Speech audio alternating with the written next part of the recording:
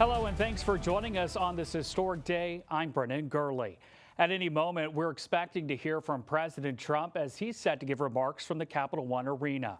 We are bringing you the CBS 19 News at 5 exclusively on CBS 19 Plus. And if you'd like to continue watching Inauguration Day coverage, you can join on air on your local CBS network, or you can click out of this stream and tune into our coverage here on CBS 19 Plus. As we know, President Donald Trump was inaugurated as our nation's 47th president. And already the president is getting to work. He is vowing to issue more than 200 executive orders.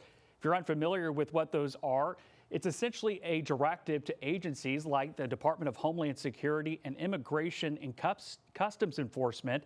The president is instructing those agencies how to enforce the laws. Since 1937, there have been thousands of executive orders signed by presidents.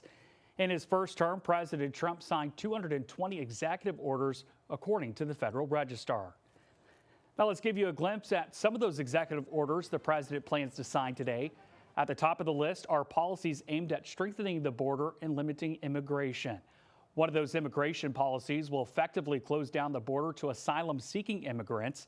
Trump is also implementing an executive order to establish biological sex definitions for federal workers and as part of revised Title IX guidance to schools, saying the federal government will only accept male or female as genders.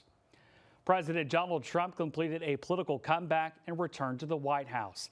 His inauguration today marks a unique moment in history and a new chapter in American history. Trump's swearing in happened inside the Capitol because of frigid temperatures in Washington, D.C.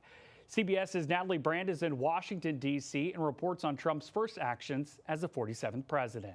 God. So help me God. Congratulations, Mr. President. Donald J. Trump took the oath as the nation's 47th president, then laid out his vision for a second term. The golden age of America begins right now. President Trump detailed his priorities during a 30-minute inaugural address. Today I will sign a series of historic executive orders.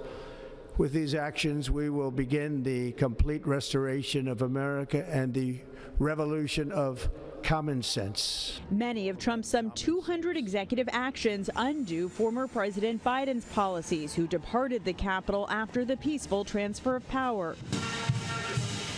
Trump plans to sign some actions in front of supporters packed into Washington's Capital One Arena, topping the list declaring an emergency at the southern border. All illegal entry will immediately be halted, and we will begin the process of returning millions and millions of criminal aliens back to the places from which they came. He also talked about attacking inflation, declaring an energy emergency, and taking back the Panama Canal. And he described how he wants to be remembered when he leaves office. My proudest legacy will be that of a peacemaker and unifier. That's what I want to be, a peacemaker and a unifier. Many traveled from out of state to be here for this moment. We're huge supporters of Trump, and he's done a lot for us. And so this is the least I could do. While the move indoors because of the extreme cold brought changes to the day, a raucous campaign atmosphere filled the arena celebrating President Trump's return. Following the festivities inside the arena, the president is expected to sign more executive actions at the White House before attending several balls tonight.